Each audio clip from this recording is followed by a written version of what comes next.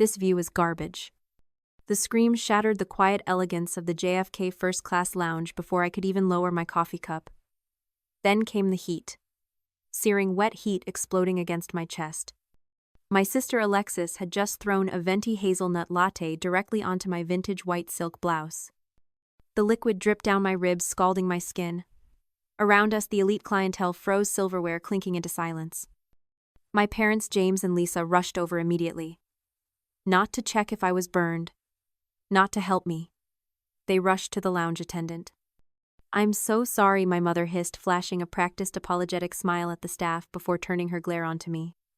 "Ashley, why did you have to provoke her? You know she's stressed about her engagement reach." I stood there dripping, burning, and completely alone.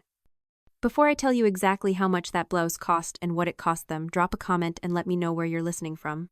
Have you ever been the villain in someone else's story just for existing? I want to know. I'm not alone. I didn't scream. I didn't cry. I simply turned on my heel and walked toward the restrooms, my wet silk blouse clinging to my skin like a second shameful layer. Inside the marble-tiled sanctuary of the lounge bathroom, the silence was heavy. I locked the door behind me and moved to the sink. The mirror showed a woman I barely recognized. My eyes were wide but dry. My chest was a map of red, irritated skin where the hot coffee had hit. I turned on the cold water, watching it run clear over the brown stain. It was ruined. The silk was ruined, just like the launch party 3 years ago. The memory hit me harder than the caffeine. $4,500. That's what I had paid for Alexis's influencer brand launch. I remembered standing in the corner holding her purse while she took photos with people who didn't know her middle name. When the photographer asked for a family shot, my mother had gently pushed me out of the frame. "Just the brand faces, Ashley," she'd whispered. "You understand." I understood then. I understood now. I dabbed at the stain, my movements mechanical. Why had I accepted that? Why was I here in a VIP lounge paying for a $38,000 trip to the Maldives for people who wouldn't even let me be in a photograph? It's called the trap of normalization. I stared at my reflection, dissecting the psychology of my own submission. It's a terrifying thing, really. When you grow up in a house where love is dispensed in micrograms and criticism is delivered in tons, you lose your baseline for reality. You start to normalize the cruelty. You tell yourself, "That's just how Alexis is," or "Mom is just stressed." It's a cognitive dissonance that keeps you trapped. You can't reconcile the fact that the people who are supposed to protect you are the ones holding the weapon.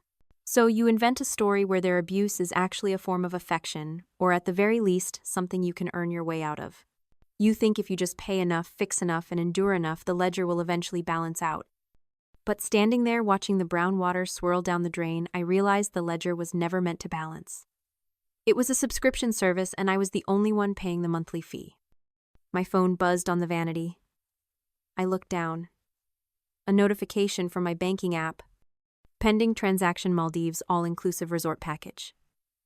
$38,450. I looked at the number. It wasn't just money. It was $12,000 I had wired Alexis last year when she maxed out her credit cards on business expenses that turned out to be designer handbags. It was the rent I paid for my parents when my dad decided he was too senior for standard consulting work. The burn on my chest was starting to cool, replaced by a different kind of heat. A cold, clinical clarity. They didn't throw coffee on me because they were emotional. They did it because they knew there would be no cost. They had calculated my compliance down to the decimal point. They were banking on my desire to be a good daughter, overriding my instinct for self-preservation. I grabbed a paper towel and dried my hands. I didn't try to save the shirt anymore. I took it off, folded it neatly, and placed it in the trash bin. I pulled a spare black cashmere sweater from my carry-on. I wasn't the fixer anymore, I was the auditor, and I was about to close the account. I unlocked the bathroom door.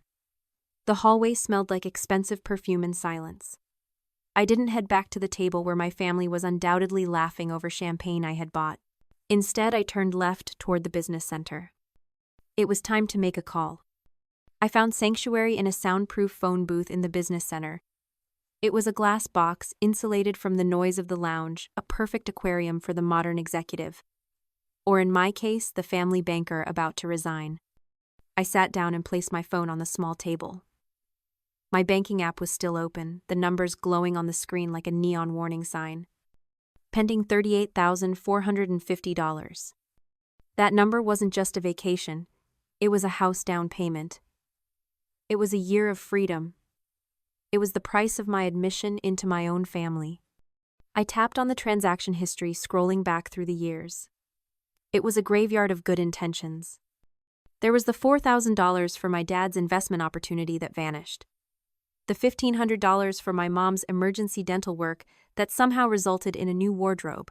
And then the one that made my stomach turn over. Transferred $12,000. I closed my eyes, letting the memory wash over me. 2 years ago, Alexis had called me sobbing so hard she could barely speak. She said she had maxed out her credit cards on inventory for her influencer business, and the bank was threatening legal action. She said she was terrified. She said, "You're the only one who can save me, Ashley." So I saved her. I wired the money within the hour. I didn't ask for a contract. I didn't ask for a payment plan. I thought I was buying her safety. But looking at the screen now, I realized I hadn't bought her safety. I had bought my own temporary relevance. This is the invisible chain of the survivor. It's a concept I'd read about but never thought applied to me. It's the lie that tells you your value in a relationship is directly tied to your utility. You believe that if you stop providing, stop paying, stop fixing, stop enduring, the relationship will dissolve. And because you are terrified of being abandoned, you forge your own chains. You turn your generosity into a tax you pay just to exist in their orbit. I had convinced myself that my financial support was a bridge connecting me to them. But it wasn't a bridge. It was a ransom payment. I looked through the glass of the phone booth.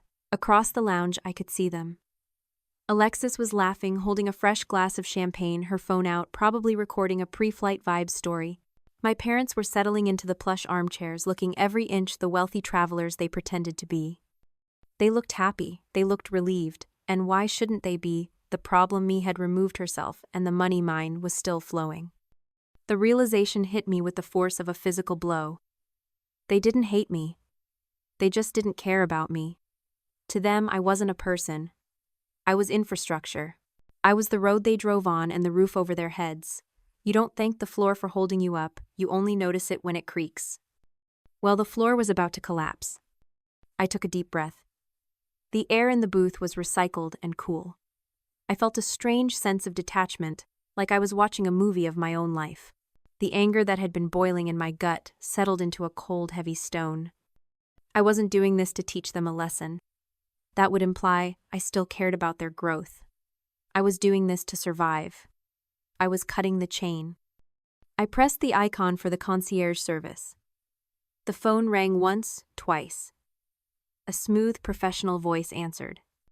Platinum Concierge Service, this is Sarah speaking.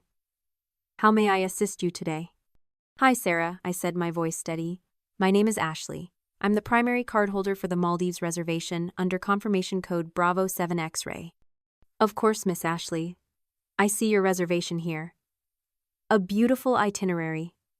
Are you calling to confirm your airport transfer and mail? No, I said. I'm calling to make a cancellation. A cancellation, Sarah's voice faltered for a microsecond, the professional veneer cracking just enough to show surprise. For the entire party, ma'am, you're due to board in less than 40 minutes. The penalties will be significant. I am aware of the penalties, I said, my eyes fixed on my father through the glass. He was gesturing to a waiter pointing at his empty glass. I want to cancel the tickets and accommodation for the 3 guest passengers, James, Lisa, and Alexis. Keep the reservation for Ashley intact. I understand, Sarah said, the typing on her end rapid and rhythmic. I can process that for you. One moment while I access the security protocol. I waited. I watched my mother lean over to say something to Alexis, who threw her head back in laughter. They looked like a commercial for a happy family. It was a perfect picture paid for by the daughter they had just humiliated. Miss Ashley, Sarah's voice came back, but it was different now. Sharper. More alert. Before I finalize this, I have a security question on the account notes. Did you authorize a secondary transfer attempt earlier today? I frowned. No. What transfer? Well, we received a call about 2 hours ago from a gentleman identifying himself as Mr. James, one of the passengers on your itinerary. He provided the last 4 digits of the booking reference. My blood ran cold. And what did he want? He requested that in the event of any travel insurance payout or cancellation refund, the funds be routed to a different checking account. He claimed it was a family accounting preference. We denied the request because he isn't the primary cardholder, but he was quite persistent. The world stopped. The sounds of the airport, the hum of the ventilation, the beating of my own heart, it all vanished into a vacuum of absolute silence. James, my father, he hadn't just been enabling Alexis. He hadn't just been turning a blind eye to her cruelty. He had been positioning himself. He knew this trip was expensive. He knew there was a chance something might go wrong, maybe he even hoped I would cancel. And he wanted to make sure that if the money came back, it went to him. He was trying to steal the refund. It wasn't toxic family dynamics anymore. It was predation. It was financial theft. The last thread of guilt I had been holding on to the tiny nagging voice that said, "But they're your parents," snapped. It didn't break. It disintegrated. I looked at him across the lounge. He was smiling at the waiter, charming and relaxed. The face of a man who thought he had covered all his bases. A man who thought his daughter was too stupid, too emotional, or too obedient to ever check the fine print. Miss Ashley, Sarah asked gently, "Are you still there?" "I'm here," I said. My voice sounded strange to my own ears, devoid of emotion, lethal. I did not authorize that request. Please note that on the account as attempted fraud. Noted immediately. And Sarah, I continued, leaning forward, process the cancellation for the 3 guests right now. Ensure the refund goes solely to the original payment method. And one more thing. Yes.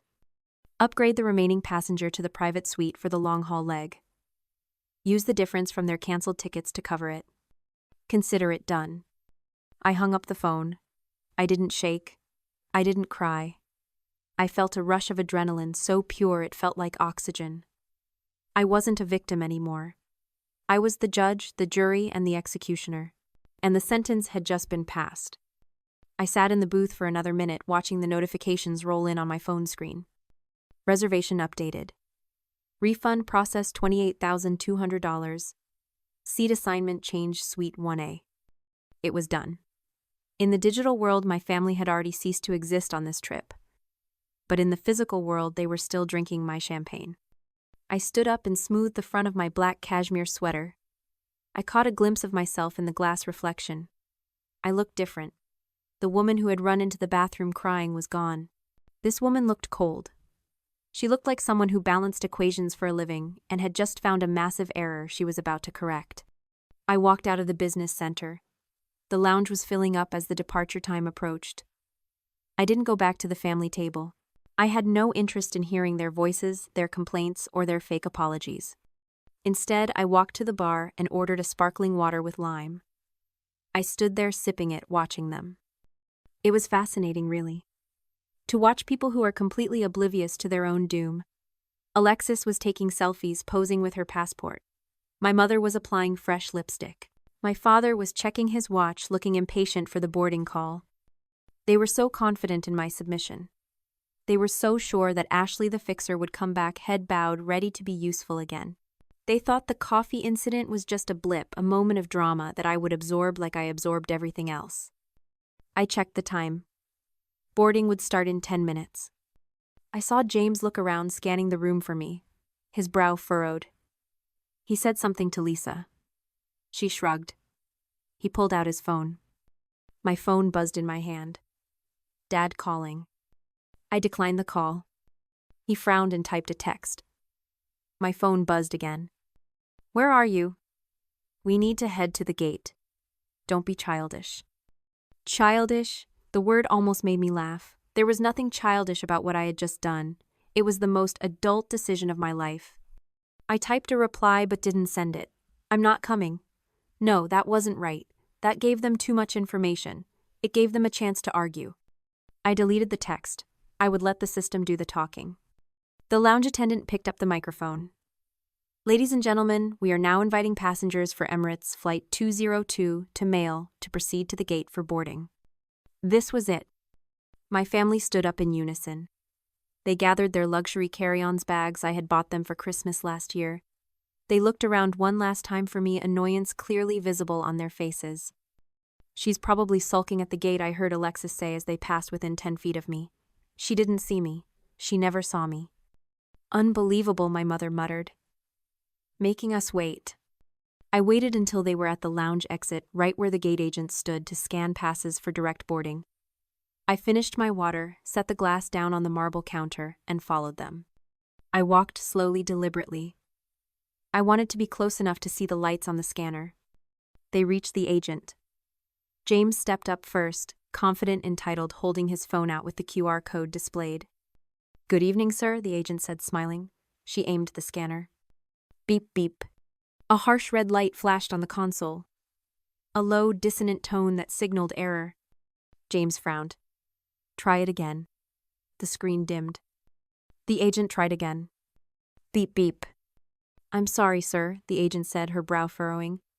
"This boarding pass is showing as invalid. It says the reservation has been canceled." Canceled? James laughed, a short, bark-like sound. "That's ridiculous. I'm looking at it right here. Try my wife's." Lisa stepped up, shoving her phone forward. Beep, beep. Red light. Invalid. "What is going on?" Alexis snapped, pushing past them. "I have a verified influencer seat. Scan mine." Beep, beep. The sound was loud enough to turn heads. The people behind them in line started to shuffle and murmur. "There must be a system error," James demanded, his voice rising. "We are traveling together. My daughter paid for these tickets. Where is she, Ashley?" He shouted my name, scanning the crowd. This time he saw me.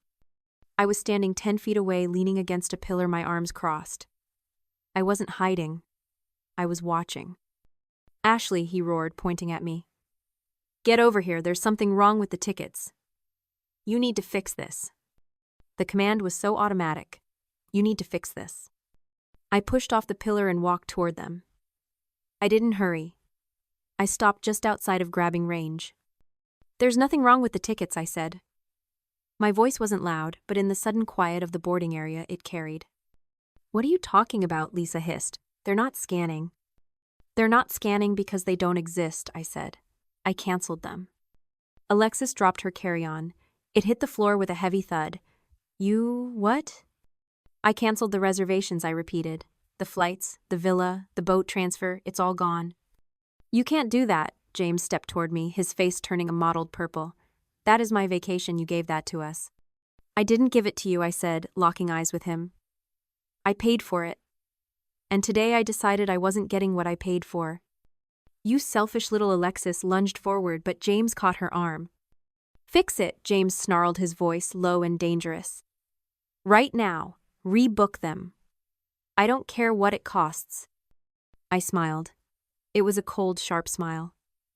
"I know you tried to route the refund to your account, Dad."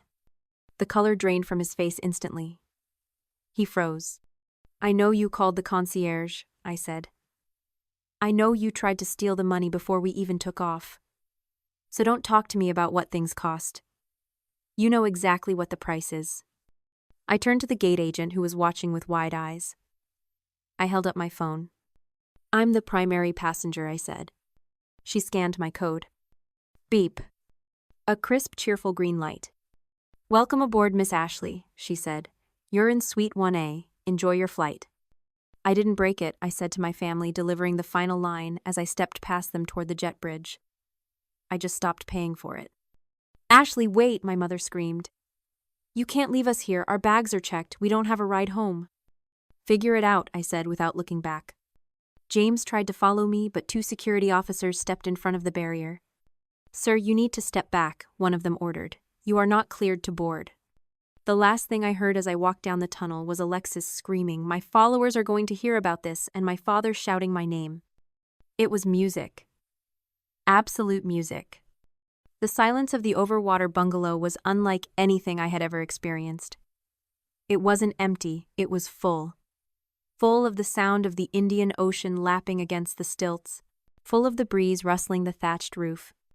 I had been here for 3 days. I spent the first 24 hours just sleeping. It was a deep, comatose sleep, the kind your body forces on you when you finally put down a heavy load you've been carrying for decades. I woke up to the sun turning the water a brilliant, impossible turquoise. I walked out onto the deck wrapped in a silk robe I had bought at the airport duty-free. I sat on the edge of my private pool and finally turned my phone off airplane mode. It convulsed in my hand. 74 missed calls. Hundreds of texts. I didn't read them all, but I saw the previews. James, this is illegal. I'm calling a lawyer. Lisa, we are stuck at JFK. How could you do this to your mother, Alexis? You owe me for emotional damages. Venmo me $5,000 right now, or I swear to God. They were still escalating. They were still demanding. They hadn't learned a thing. I didn't feel guilty. That was the surprise. I checked for the guilt, tapping my chest like I was checking for a bruise, but there was nothing. Just a sense of lightness. I opened my email app. I had one draft saved. It was a PDF of the transcript from the concierge service documenting James's call and his attempt to divert the funds. I added one line of text to the body of the email. Subject: I know. Body: don't contact me again. I added James, Lisa, and Alexis to the recipient list. I hit send. Then I went into my settings. I blocked their numbers.